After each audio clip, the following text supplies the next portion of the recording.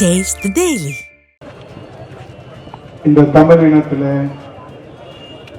உலக தமிழர்கள் எங்கே பாதிக்கப்பட்டாலும் முதலாக உரிமை குரல் எழுப்புகிற 8 கோடி தமிழர்களுடைய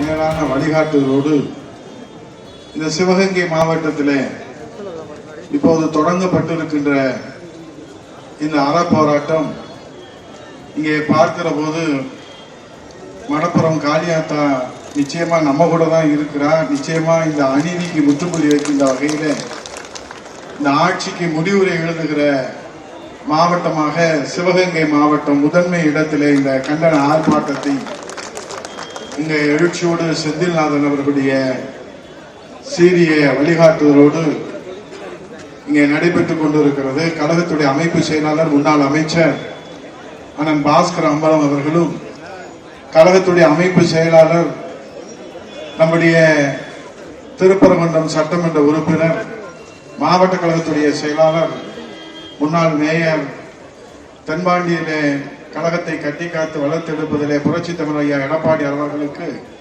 உறுதுணையாக இருந்து கழகப்பணி ஆற்றி வருகிற மரியாதைக்குரிய அண்ணன் வி ராஜன் செல்லப்பா அவர்களும் இந்த நிகழ்வில் ஒரு எழுச்சி உரையாக எளிய முறையில இங்கே கண்டன உரை ஆற்றியிருக்கிற பாரதிய ஜனதா கட்சியினுடைய தேசிய பொறுப்பாளராக பல்வேறு நிலைகளிலே பணியாற்றி சிவகங்கை மாவட்டத்திலே மக்களின் பாதுகாவலராக உழைத்து வருகிற மரியாதைக்குரிய அண்ணன் எச் ராஜா முன்னாள் சட்டமன்ற உறுப்பினர், நம்முடைய கோட்ட பொறுப்பாளர் மரியாதைக்குரிய அரணி சகோதரர் கதலி நரசிங்க பெருமாள் அவர்களும் மற்றும் மாவட்ட செயலாளர்கள், நம்முடைய அருமையண்ணன் என்ஆர் தனபாலன் அவர்கள், இங்கே வருகை தந்திருக்கிற மேலூர் சட்டமன்ற உறுப்பினர் பெரியபுல்லான் அவர்கள், தகவல் தொழில்நுட்பத்தினுடைய மாநில செயலாளர் ராஜ் சத்யன் அவர்கள், முன்னாள் சட்டமன்ற உறுப்பினர்கள் மாணிக்கம் அவர்கள், சதன் பிரபாகர் அவர்கள், சரவணன் அவர்கள், தமிழரசன் அவர்கள்,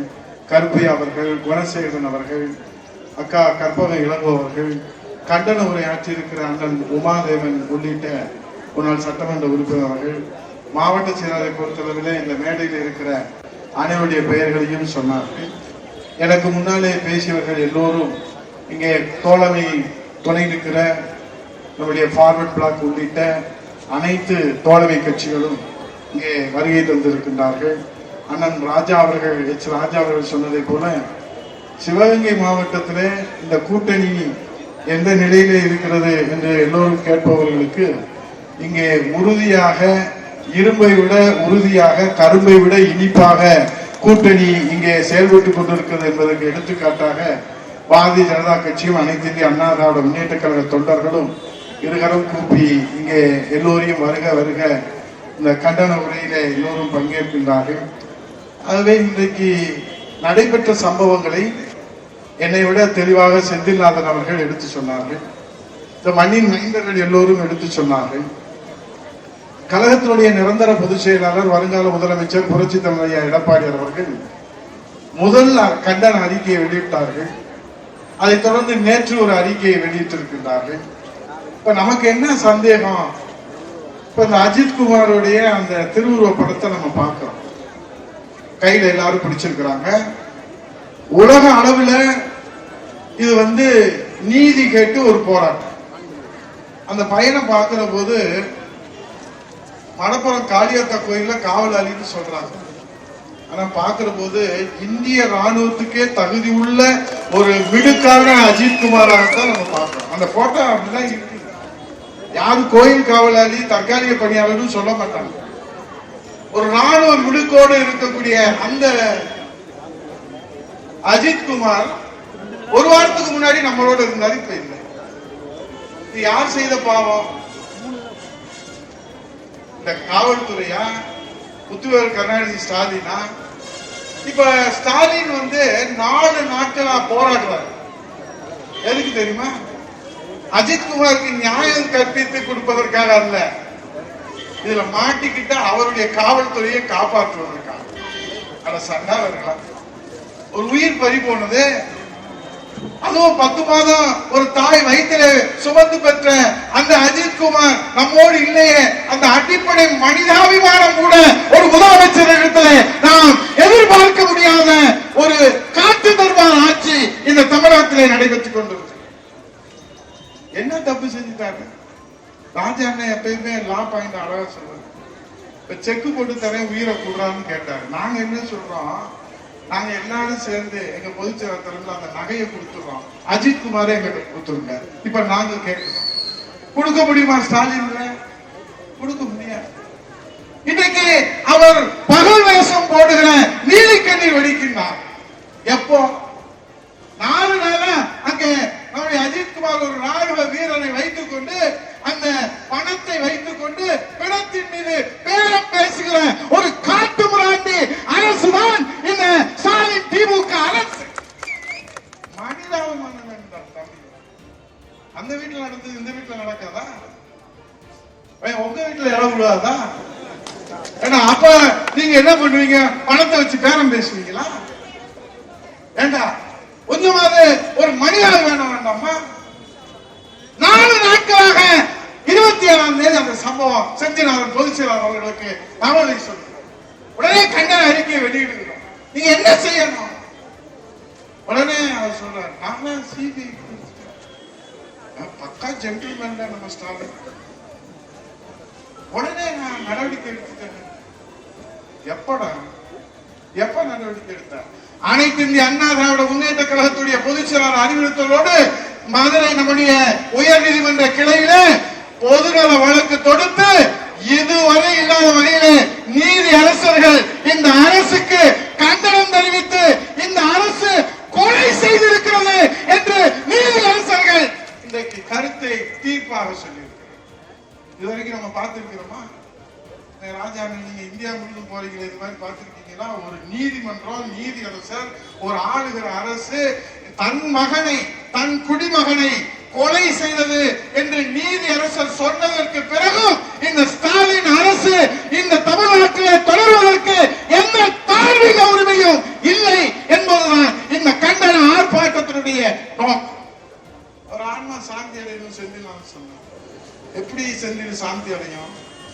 அந்த வீடியோ கிளிப்பிங்ஸ் பார்த்தா எல்லாரும் பிள்ளை பெற்றிருக்கிறோம்ல, பிள்ளை இல்லாத மலட்டு பையனுக்கு வேணா அது தெரியாம இருக்கலாம். பிள்ளை பெத்தங்க எல்லாத்துக்கும் தெரியும். அந்த பையன் உட்கார்ந்து இருக்காரு, இந்த போலீஸ்காரன் மத்தியில இருக்கிறான். அது போலீஸ்காரனா ரவுடியா நமக்கு தெரியல, விசாரிச்சாதான் தெரியும். அவன் அடிக்கிறான். அந்த வீடியோ ஒளிபரப்பாயிருக்கு. அந்த உயிர் கொஞ்சம் கொஞ்சமாக பாறாங்கல்ல தூக்கி போட்டா கூட அவன் சாக மாட்டாங்க. அப்படி பொறுத்த ஒரு அஜித்குமாரை நீங்க அடிச்சு கொண்டிருக்கிறீங்கன்னா எப்படிப்பட்ட காட்டு முராண்டி! ஒரு பெரிய பாறாங்கல்ல தூக்கி நெஞ்சில போட்டா கூட அவன் தூக்கி அவன் யூசிடுவான் போல. அந்த மாதிரி இருக்க அந்த பையன் எப்படி கொல்ல முடியும்? நீதி அரசர் சொல்லுகிறார், பிரேத பரிசோதனையில 48 இடங்களில் காயம் இருக்கிறது. கூலிக்கு கொலை செய்கிற அந்த கூலிப்படை கூட இப்படி இந்த தமிழ்நாட்டில் கொலை செய்ததை நான் பார்த்ததில்லை என்று ஒரு நீதி அரசர் சொல்லுகிறாரு. மானமில்லை, வெட்கமில்லை, ரோசமில்லை காவல்துறை கையில் வைத்திருக்கிற ஸ்டாலின் அவர்களே. யார் வீட்டுல வேணாலும் நடக்கும்பா, ஞாபகத்தில் வச்சுக்கோங்க. இது காளியாத்தா கோயில் நடந்தது. பாவம் சும்மா விடாது. அந்த பெத்த தாய் ஒரு எலுமிச்சை பழத்தை வெட்டி போட்டான்னா எங்க வேணாலும் நடக்கும், எப்ப வேணாலும் நடக்கும், யார் வீட்டு வேணாலும் நடக்கும். நான் என்ன சொல்றேன், ஒரு உயிர் பறிபோய் இருக்கிற போது ஒரு முதலமைச்சர் எல்லோருக்கும் பொதுவானவர். திமுக கட்சிக்கு மட்டும் அவர் முதலமைச்சர் அல்ல, காவல்துறைக்கு மட்டும் அவர் முதலமைச்சர் அல்ல, துறையை கையில் வைத்திருக்கிறார். ஆனால் இங்க இருக்கிற ஒவ்வொரு குடிமகனுக்கும் அவர் தான் முதலமைச்சர். எங்கள் பொதுச் செயலாளர் அவர்கள் நேற்றைய தினம் அவர் சாரி கேட்கிறார். அந்த பெரிய கருப்பேன் செல்போனை கொடுத்துட்டு அவர் இந்த பக்கம் திரும்பிட்டார். ஏன்னா அவருக்கே தெரியுது நியாயம் இல்லைன்னு. 2 பக்கம் திரும்பிட்டார். அந்த அம்மாட்ட பேசுறாரு, போன் கொடுத்தோம். வீடியோ காலா ஆடியோ காலா பத்திரிக்கையாளர் கேட்கிறாங்க. அது ஆடியோ கால், வீடியோ கால். அந்த அம்மா முகத்தை பார்க்கறதுக்கு அவருக்கு தைரியம் கிடையாது. அப்ப சொல்றாரு, எங்க அண்ணன் நீதி ராஜன் செல்லப்ப சொன்னார், சாரி என்பதுதான் உங்களுடைய பதிலா எங்க பொதுச்செயலாளர் கேட்டிருக்காரு. கொலை செய்தது உங்கள் அரசு என்று உதயகுமார் சொல்லவில்லை, செந்திநாதன் சொல்லவில்லை, ராஜா சொல்லவில்லை, என்ன தனபாவன் சொல்லவில்லை, ராஜு செல்லப்பா சொல்லவில்லை. நீதி அரசு சொல்லி இருக்கிறார். ஒரு அரசை கொலை செய்தது, இதை விட வேற என்ன வேணும்? இதுக்கு மேல என்ன தார்மீக பொறுப்பு உங்களிடத்தில் இருக்கு? அதுதான் அவர் சொல்றாரு. முதல்வரின் பேச்சில் கொஞ்சம் கூட குற்ற உணர்ச்சியே இல்லை என்பதை பொதுச் செயலாளர் அவர்கள் சுட்டிக்க. அவர் பேசும்போது பார்த்துக்கிறீங்களா? என்னப்பா நம்ம போகும்ல, கேதகத்துக்கு போகும்போது என்ன சொல்லுவோம்? நடந்து போச்சு, ஆக வேண்டியதை பாருங்க. என்ன நடந்து போச்சு? ஒரு கொலை நடந்திருக்கிற வீட்டிலே எப்படி ஆறுதல் சொல்ல வேண்டும்? இந்த கொலையை செய்தவன் அவன் உலகத்திலே எந்த மூலையில இருந்தாலும் இந்த அரசு தட்டி கேட்கும். அதற்காக நான் எதற்கும் தியாகம் செய்வதற்கு தயாராக இருக்கிறேன் என்று இந்த முத்துவேல் கருணாநிதி ஸ்டாலின் சொல்லியிருந்தார். அதுக்கு மேல என்னால பேச முடியாது, நான் ரொம்ப கொச்சையா போய் சொல்லல. அவர் என்ன சொல்லி இருக்கிறாரு? இன்றைக்கு என்ன பண்ணணுமோ பண்ணி கொடுக்க சொல்றேன். என்ன பண்ணணும்? உயிர் போச்சு. அவர் முதலமைச்சர் சொல்றாரு ஆடியோ கால்ல, நாங்க டிவியில பாக்குறோம், அண்ணவங்க பார்த்தாங்க, நாங்க எல்லாம் பார்த்தோம், என்ன பண்ணணுமோ பண்ணித்தர சொல்றோம். அதான் இங்க ஒரு தம்பி கேட்டாங்க, அண்ணன் 50 லட்சம், அண்ணே 2 கோடி வரைக்கும் பேரம் போயிடுச்சுங்க, நீங்க இன்னும் பழைய இதுல 50 லட்சத்துல இருக்கிறீங்க. அந்த தம்பி கோவம் வந்துச்சு. பிணத்து மேல பேரம் பேசுற ஒரு காட்டு தந்தாரா? ஏன்னா ஆட்சிக்கு கடமை வந்துடும், சிபிஐ கொடுக்கிறார். நீதிமன்றத்தினுடைய உத்தரவுக்கு பிறகுதான் நீங்கள் இன்றைக்கு சிபிஐ உத்தரவு கொடுத்திருக்கிறீர்கள், பரிந்துரை செய்திருக்கிறீர்கள் என்பதை இந்த நாட்டு மக்கள் நன்றாக அறிவார். ஆகவே எங்கள் புரட்சி தமிழ் ஐயா எடப்பாடியார் அவர்கள் அஜித்குமார் இறந்து 4 நாட்கள் கழித்து நீங்கள் இந்த நடவடிக்கைகளுக்கு உத்தரவிட்டிருக்கிறது. எஸ்பியை ஏன் காத்திருப்போர் பட்டியலில் வச்சிருக்கிறீங்க? சஸ்பெண்ட் பண்ணி அவர் தானே இருந்து செஞ்சிருக்கிறாரு. தனிப்படை சிறப்பு படை எதுக்கு? போலீசார் விசாரணை செய்யலாம், ஆனால் அவர் உயிரை பறிப்பதற்கு உனக்கு யார் அதிகாரம் கொடுத்தது? ஸ்டாலின் என்ன ஆண்டவனா? உயிரை பறிப்பதற்கும் உயிரை கொடுப்பதற்கும்.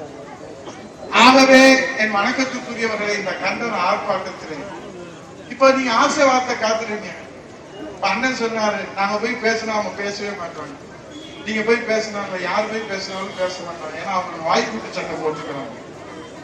அந்த பையனுக்கு, அந்த பையனும் ஒரு ராணுவ வீரர் போலதான் இருக்கிறார், அந்த தம்பி, அவரையும் விசாரணை கொடுத்துருக்காங்க. பிறப்பு உறுப்பிலே மிளகாய் பிடி தீர்வு இருக்கிறாங்க, பச்சை தண்ணி கொடுக்காம அடிச்சிருக்காங்க. எவ்வளவு மிருகத்தனமா! என்னடா இது? இதே ஆர்வத்தை நாங்க கேட்கிறோம். இப்ப அண்ணன் சொன்னாங்க 24 காவல் நிலையத்துல மரணம், லாக்அப் டெத் மரணம் நடந்திருக்கு, இது 25, இதோட முடியணும்னு செஞ்சு நாங்க சொன்னோம். நாங்க என்ன கேட்கிறோம்? தமிழ்நாட்டிலே நீதிமன்றத்திலே எத்தனை வழக்குகள் இருக்கிறது, எத்தனை புகார் கொடுக்கப்பட்டிருக்கிறது, அத்தனை புகார்களுக்கும் ஸ்டாலின் திமுக அரசு இதே போல் நடவடிக்கை எடுக்குமா? வேக வேகமா விசாரிச்சு, வேக வேகமா அடிச்சு, வேக வேகமா பரலோகத்துக்கு அனுப்புறது. அப்புறம் எதுக்கு ஜனநாயகம்? அப்புறம் எதுக்கு கான்ஸ்டிடியூஷன் ஆஃப் இந்தியா? அப்புறம் எதுக்கு ஐபிசி? அப்புறம் எதுக்கு சிஆர்பிசி? அப்புறம் எதுக்கு எவிடன்ஸ் ஆக்ட்? அப்புறம் எதுக்கு ஃபண்டமெண்டல் ரைட்ஸ்? மண்ணா கட்டி பேய் அரசாண்டால் பிணம் இன்னும் சாஸ்திரம். ஒரு பேய் அரசாண்டுச்சுன்னா அதுல போய் நம்ம கான்ஸ்டிடியூஷன் இந்தியாவை கேட்க முடியாது, இந்திய அரசியலமைப்பு சட்டத்தை கேட்க முடியாது, ஐபிசியை கேட்க முடியாது, சிஆர்பிசியை கேட்க முடியாது, சிபிசி கேட்க முடியாது, எவிடன்ஸ் ஆக்ட் கேட்க முடியாது, எதையும் கேட்க முடியாது. ஆகவே வணக்கத்திற்குரியவர்களே, அவர் சொல்லுகிறார் நடக்கக்கூடாது நடந்துருச்சு, ஆகவே நான் ஆக வேண்டியதெல்லாம் பார்க்கிறேன் என்று அவர் சொல்லுகிறார் என்று சொன்னார். இந்த முதலமைச்சருக்கு மனிதாபிமானம் என்பது எதுவும் இல்லை. ஆகவே தனிப்படை போலீஸ் ஏன் தானாக? நம்ம இந்த கண்டன ஆர்ப்பாட்டத்தில் 10 சந்தேகம், அந்த 10 சந்தேகத்தை முன்வைத்து கண்டன முறையை நிறைவு செய்கிறேன். தனிப்படை போலீசார் ஏன் தானாக முன்வந்து விசாரிக்க வேண்டும்? அவர்களை விசாரிக்கிறவாறு உத்தரவிட்ட யார் அந்த உயர் காவல்துறை அதிகாரி? எல்லாமே யார் இந்த சார்? தம்பி சத்தியன் வந்து ஆரம்பிச்சு வச்சாரு, யார் இந்த சார்? இப்ப யார் இந்த தியாகி சட்டசபையில? அப்புறம் யார் இந்த பெரிய சாரு? இப்ப யார் இந்த உயர் காவல்துறை அதிகாரி? யாருன்னா இதுக்கு தீர்வு காணுவது எடப்பாடியார் என்றுதான் இந்த தமிழ்நாட்டு மக்கள் தீர்வு சொல்லணும். எத்தனை தடவை தான் யாருக்கு நம்ம கேட்கிறது? கேட்டு தவிச்சு போச்சு. ஆகவே இந்த உண்மையா இல்லையா? அடுத்து திருட்டு வழக்கில் விசாரிக்க போலீசாருக்கு உரிமை உள்ளது, மாற்று கருத்தை. ஆனால் அவரை தாக்கி அவர் உயிரை பறிப்பதற்கு உங்களுக்கு யார் உரிமை கொடுத்தது? இது எங்களுடைய இரண்டாவது சட்டம். குற்றம் சாட்டப்பட்ட நபர் வேறு இடத்தில் இருந்தால் தனிப்படை சிறப்பு படை விசாரிக்கலாம். ஆனால் போலீஸ் ஸ்டேஷனில் இருந்த போது ஏன் தனிப்படை விசாரிக்கணும்? இது எங்களுக்கு தேவைப்படுகிற மூன்றாவது விளக்கம். ஏன்னா மக்களுக்கு விளக்கி சொல்லணும். அண்ணன் எச் ராஜா அவர்கள் சொன்னார்கள், நாங்கள் இந்த கண்டன ஆர்ப்பாட்டம் நடத்துவதே மக்களுக்கு நாட்டிலே சட்டத்தின் ஆட்சி நடக்கிறதா, காட்டு விராண்டி ஆட்சி நடக்கிறதா, எங்கள் பொதுச் செயலாளர் வருங்கால முதலமைச்சர் புரட்சி தமிழ் ஐயா எடப்பாடியார் மக்களுக்கு விளக்கம் சொல்ல வேண்டும் என்கிற அடிப்படையில் தான் இதை நடத்தி கொண்டிருக்கிறார். ஆகவே இப்போது எஸ்பிஐ காத்திருப்போர் பட்டியலை வைத்திருக்கிறீர்களே, அந்த மர்மம் என்ன? அவர் சஸ்பெண்ட் செய்திருக்க வேண்டும். மக்களின் உயிருக்கு பாதுகாப்பு அளிக்க வேண்டிய கடமை அரசுக்கு உள்ளதா இல்லையா, அது எங்களுக்கு தெரிய வேண்டும். ஆகவே இன்றைக்கு நீதி அரசர்கள் அஜித் குமாரை போலீசார் கொடூரமாக தாக்கியுள்ளார்கள். அவர் மீது மிளகாய் பணி தூவி உள்ளார்கள். இங்கே எங்கள் மக்கள் அனைவருக்கும் இது நன்றாக தெரியும். உங்களுக்கு மட்டும் ஏன் தெரியாமல் போனது? ஆகவே சாதாரணமாக கொலை செய்யும் நபர் கூட, கூலிக்கு கொலை செய்யும் நபர் கூட இது போன்ற கொடூரமான செயலில் ஈடுபட்டிருப்பதற்கு வாய்ப்பு. இதற்கு விளக்க வேண்டும். போலீஸ் பிடியில காவலாளி அஜித் குமார் மரணம் அடைந்ததற்கு அரசே பொறுப்பு என்று நாம சொல்லுவோம். நீதி அரசு சொல்லியிருக்கிறார். மயிலாட் நீதி அரசர்களே, நீங்கள் சொன்னதற்கு பிறகு இந்த அரசு தொடரும். அதற்கு நமக்கு விளக்கம் வேண்டும். ஆகவே இதெல்லாம் நம்ம பார்க்கிற போது என்ன தெரியுது? ஸ்டாலின் முதல் குற்றவாளியா இந்த எஃப்ஐஆர்ல சேர்த்தா இதுக்கு நமக்கு தீர்வு கிடைக்குமா? கிடைக்கும். அப்படிதானே செய்யணும். அவர் தானே காவல்துறை கையில வச்சிருக்கிறாரு. அப்ப அவர் கொலைன்னு அவரே ஒத்துக்கிறார். காவலர்கள் தவறு நடந்து விட்டது என்பது எனக்கு தெரிகிறது, நடந்து விட்டது என்று சொல்லுகிறார். அப்படியானால் அவர்தான் முதல் குற்றவாளியாக சேர்க்கப்பட வேண்டும் என்பதுதான் இந்த மக்களுடைய கோரிக்கையாக இருக்கிறது. அப்ப முதல் குற்றவாளி ஆயிட்டாருன்னா அப்புறம் ஆட்டோமேட்டிக்கா அவர் வீட்டுக்கு போக வேண்டியதான புரட்சி தமிழ் எடப்பாடியார் கோட்டைக்கு போய் முதலமைச்சராக இதற்கு தீர்வு காண வேண்டும் என்கிற அந்த அடிப்படையிலே தான் இந்த கண்டன ஆர்ப்பாட்டத்திலே இன்றைக்கு போலீசார் தாக்கியதிலே அஜித் குமார் இறந்தார். இன்றைக்கு தமிழகம் முழுவதும் எல்லோரும் சொன்னதைத்தான் நான் சொல்லுகிறேன். 2021 இருந்து இதுவரைக்கும் 24 பேர், இவர் 25 செஞ்சுரியில நம்ம அண்ணன் கோட்டர் அடிச்சிருக்காரு அப்படின்னு கோட்டர் செஞ்சுரி அப்படின்னு சொன்னாரு. அவர் இதோட முற்றுப்புள்ளி வைக்கணும். எனக்கும் எங்க அண்ணன் ராஜன் செல்லப்பாவுக்கும் நம்பிக்கை இருக்கு. சிவகங்கை மாவட்டத்திலே முடிவுரை இந்த அரசுக்கு எழுதுகிற கண்டன ஆர்ப்பாட்டம் செந்தில் அவருடைய தலைமையிலே நடைபெற இருக்கிறது என்பதை சொல்லி இன்றைக்கு இந்த சாரி கேட்டிருக்கிறாரு ஸ்டாலின். மக்களும் உங்ககிட்ட வீட்டுக்கு அனுப்பிச்சுட்டு உங்கள்கிட்ட சாரி கேட்கிறார். நான் வெகு தொலைவிலே இல்லை. ஸ்டாலின் அவர்களே, உங்களுக்கு ஆட்சி நடத்த தெரியவில்லை, நடந்து போச்சு, நீங்க வீட்டுக்கு போங்க. எங்கள் புரட்சி தமிழ் எடப்பாடியார் முதலமைச்சராக வருவார். இந்த காட்டு தர்பாருக்கும் இந்த காட்டு ஆட்சிக்கும் மக்கள் விரோத கொடுமைக்கும் இந்த உலக தமிழகத்திற்கும் பாதுகாவலராக புரட்சி தமிழர் ஐயா எடப்பாடியார் என்கிற ஒற்றை நம்பிக்கை, ஒரே நம்பிக்கை இந்த தமிழகத்திலே இன்றைக்கு தன்னை அர்ப்பணித்து உழைத்துக் கொண்டிருக்கின்றார்கள். மகனுக்காகவோ குடும்பத்திற்காகவோ நட்புக்காகவோ உறவுக்காகவோ எதற்காகவும் அல்ல.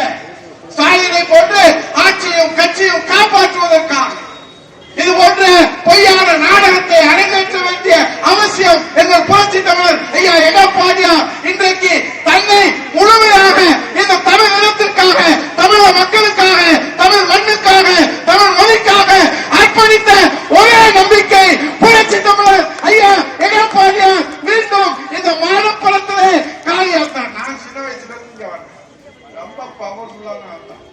என்னையுமே துணைத் தலைவர் ஆக்கியிருக்கேன். பாத்துக்கங்களேன் எவ்வளவு பவர்ஃபுல்லா இருக்கிறான். அதனால நிச்சயமா என் தந்தையாருக்கு தாயார் நீங்க அழைத்து வருவாங்க. அதை மனசாக நினைச்சுக்கிட்டு வேண்டிக்கிட்டு போனோம்னா நல்லது. இப்ப ஆத்தா எல்லையில இருந்துதான் நம்ம கண்டன ஆர்ப்பாட்டம். செந்திநாதன் கூட சிவகங்கையில வைக்கலாமா, எங்கன்னு வைக்கணும்னு பேசிக்கிட்டு இருந்தாரு.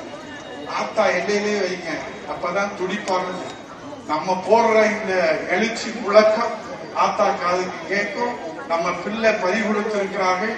ஆகவே அவர்களை பழிவாங்கி வீட்டுக்கு அனுப்பி புரட்சி தமிழக எடப்பாடியார் தலைமையில அம்மா ஆட்சி மலரும் மலரும் என்று இந்த கண்டன ஆர்ப்பாட்டத்தை மிக குறுகிய காலத்திலே மிக எழுச்சியோடு ஒட்டுமொத்த தமிழகமும் ஏன் இந்திய தேசமும் திரும்பி பார்க்கின்ற வரையில இந்த அற போராட்டத்தை நீதி கேட்கிற போராட்டம் இதோடு முடிய போவதல்ல. இந்த நீதி கிடைக்க வேண்டும், நிவாரணம் கிடைக்க வேண்டும்.